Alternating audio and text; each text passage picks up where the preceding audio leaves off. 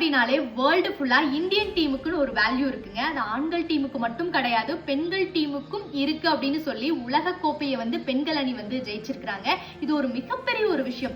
இந்த ஒரு விஷயம் உலகத்துல இந்தியாவில் இருக்கக்கூடிய பெண்கள் எந்த அளவுக்கு டேலண்டடா இருக்காங்க அப்படின்னு உலகமே பார்க்கக்கூடிய ஒரு பெரிய விஷயம். நமக்கு எல்லாருக்கும் கிரிக்கெட் விளையாட தெரியலனாலும், அதோட டேர்ம்ஸ் ரூல்ஸ் எல்லாம் தெரியலனாலும் நம்ம கிரிக்கெட் பார்ப்போம். பார்க்கும்போது நமக்கு இந்தியா ஜெயிக்கணும் அப்படிங்கிற ஒரே ஒரு தாட் தான் இருக்குங்க. அப்படி இந்தியா ஜெயிச்சிருச்சு அப்படின்னா நமக்குள்ள அடுத்த ஒரு நாள் ஃபுல்லா அவ்வளோ ஒரு ஹாப்பியான ஃபீலா இருக்கும். இந்தியா ஃபுல்லா அப்படியே கொண்டாடிட்டு இருப்போம். ஸோ அந்த ஒரு கொண்டாட்டத்துல தான் இருக்கும். அதுவும் பெண்கள் ஜெயிச்சிருக்காங்க அப்படிங்கும் பொழுது அது எக்ஸ்ட்ரா ஒரு செலிப்ரேஷன். பெண்கள் எல்லாத்துக்குமே இது ஒரு பெரிய ஒரு மோட்டிவேஷனல் விஷயமா இருக்கும். நான் ஒரு சின்ன விஷயம் கிரிக்கெட்ல இருந்தே சொல்றேன். எல்லாருமே ஃபேஸ் பண்ணிருப்பீங்க.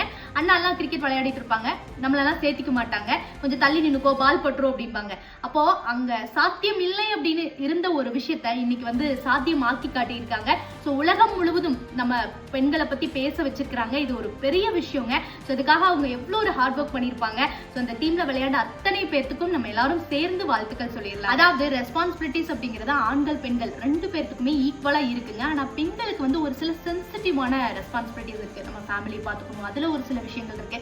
பிசிக்கலா நமக்கு ஒரு சில சேலஞ்சஸ் இருக்கு. ஸோ இதெல்லாம் பேலன்ஸ் பண்ணி நம்மளுடைய கெரியர்ல நமக்கு பிடிச்ச விஷயத்துல நம்ம சக்சஸ் பண்றது அப்படிங்கிறது இங்க கொஞ்சம் கஷ்டமா இருக்கு. ஆனா கஷ்டமா இருக்கோ தவிர முடியாத விஷயம் அப்படிங்கிறது இங்க ஒண்ணுமே கிடையாதுங்க. ஜஸ்ட் நான் ஒரு விஷயம் சொல்றேன், ட்ரை பண்ணி பாருங்க.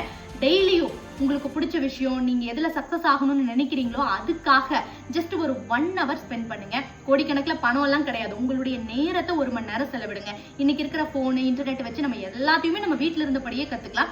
ஜஸ்ட் ஒரு 1 hour ஸ்பெண்ட் பண்ணி ஆஃப்டர் 1 year கழிச்சு இந்த ஒரு விஷயம் எப்படி இருக்குன்னு பாருங்க. ஸோ உங்களை பார்த்து நீங்களே பெருமைப்படுற அளவுக்கு உங்களோட விஷயத்துல நீங்க கண்டிப்பா ஒரு பெரிய ஒரு இம்ப்ரூவ்மெண்ட், பெரிய ஒரு அச்சீவ்மெண்ட் அப்படிங்கிறது உங்களுடைய கெரியர்ல கண்டிப்பாக இருக்குங்க. உங்களுடைய நேரத்தை உங்களுக்காக 1 மணி நேரம் செலவிடுங்க.